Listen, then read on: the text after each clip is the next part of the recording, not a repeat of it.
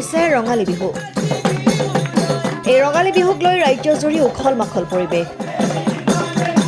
ঢোল পেপাৰ গুমগুমনিত ৰজন জনাইছে সমগ্ৰ ৰাজ্য।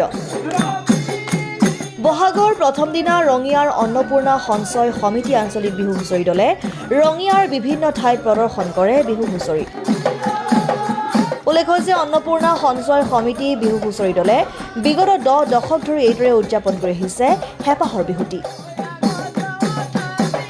আচলতে আমি ৰঙিয়া আঞ্চলিক ৰেলযাত্ৰী সন্থা বুলিও ক'ব পাৰি। আমাৰ এটা অনুষ্ঠান আছে এনেকুৱা যে আমি অন্নপূৰ্ণা সঞ্চয় আঁচনি এটা কৰিছোঁ আৰু ৰেলযাত্ৰী সন্থাটো আমাৰ গোটেই ৰঙিয়া অঞ্চলৰ বিভিন্ন জেগাৰ আমাৰ তৰণিৰ পৰা এইফালে আমাৰ আপোনাৰ বাথান বৰপুগুৰীয়া মুৰাৰা জয়ন্তীপুৰ গোটেইখিনি মানুহ আমি আছোঁ, তৰণিত আছে। গতিকে আমি অসমীয়া পৰম্পৰা জীয়াই ৰখাৰ ক্ষেত্ৰত আজি 3 বছৰে আমি এনেকুৱা ধৰণে অলপ ওলাই আহোঁ, অলপ ধেমালি কৰোঁ, যাতে আমাৰ অসমীয়াৰ আৰু পৰম্পৰাটো ৰক্ষা হয়। সেইখিনি আমাৰ উদ্দেশ্য, বেলেগ উদ্দেশ্য আমাৰ একো নাই। সেইকাৰণে আমি আজি থানত আহি আমাৰ ভাল লাগিল, মন্দিৰ পালোঁ, ৰাইজেও ভাল পাইছে, আমাৰ ভাল লাগিল।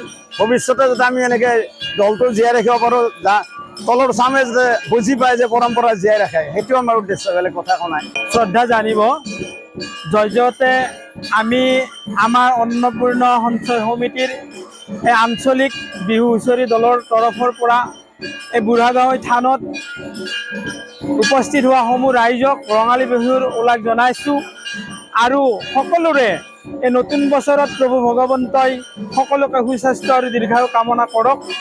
এই প্ৰয়াসেৰে আমি সগৌৰৱেৰে ক'ব পাৰিছোঁ যে আমি 10টা এই বিহু হুঁচৰি দল আমাৰ প্ৰজন্মই গাই আহিছে আৰু আমি তাৰেই আঁত ধৰি আমি 5টি দশক এনেকৈ আমাৰ বিহু হুঁচৰি দল আমি ৰাখিছোঁ। আমি সগৌৰৱেৰে কৈছোঁ আমি অসমীয়া, এই আমাৰ উদ্দেশ্য।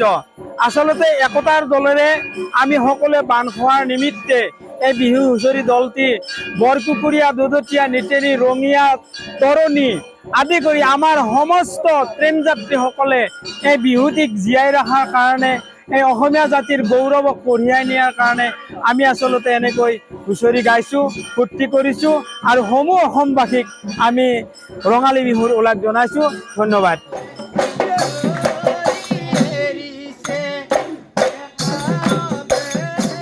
ৰঙিয়াৰ পৰা হেমেন কলিতা ৰিপৰ্ট, ডেমক্ৰেটিক আছাম।